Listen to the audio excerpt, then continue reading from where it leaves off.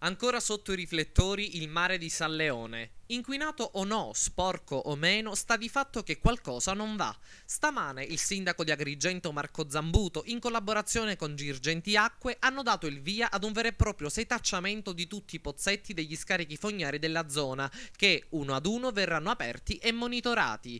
Un controllo minuzioso e pignolo per risalire a chi ha infranto le regole, arrecando questo enorme danno sia ai bagnanti agrigentini che ai turisti, che giungendo a riva tornano indietro a causa delle famose chiazze giallastre galleggianti che da mesi fanno bella mostra di sé lungo tutto il litorale sanleonino. Su questa vicenda dobbiamo arrivare a mettere un punto di chiarezza.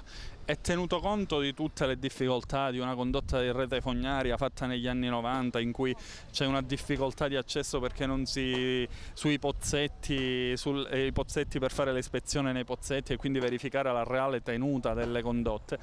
Stiamo verificando pozzetto per pozzetto, anche vi sono casi assurdi, cioè di pozzetti che sono coperti dal manto stradale. Le video ispezioni per verificare e avere una situazione assolutamente chiara. Noi ci troviamo dinanzi a una situazione che è precaria perché manca il depuratore. Sul depuratore abbiamo già inviato tutte le lettere per avere i documenti e convocare la conferenza dei servizi.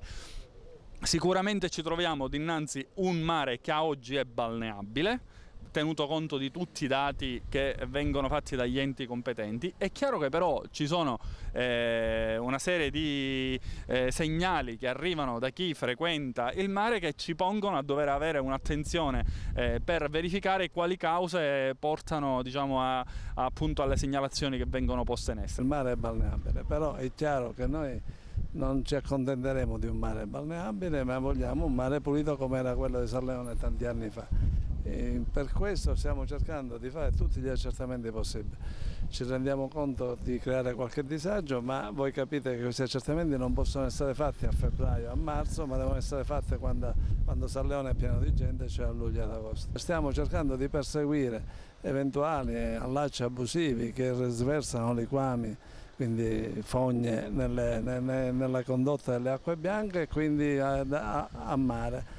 Chiaramente se dovessimo trovare situazioni di questo tipo saranno assolutamente perseguite a termini di legge, perché chiaramente è un reato penale. Stiamo lavorando in sinergia con Girgenti Acque, abbiamo creato una squadra mista, Girgenti Acque ci sta mettendo la tecnologia con una telecamera che è un oggetto particolarmente sofisticato che consente di vedere all'interno dei tubi.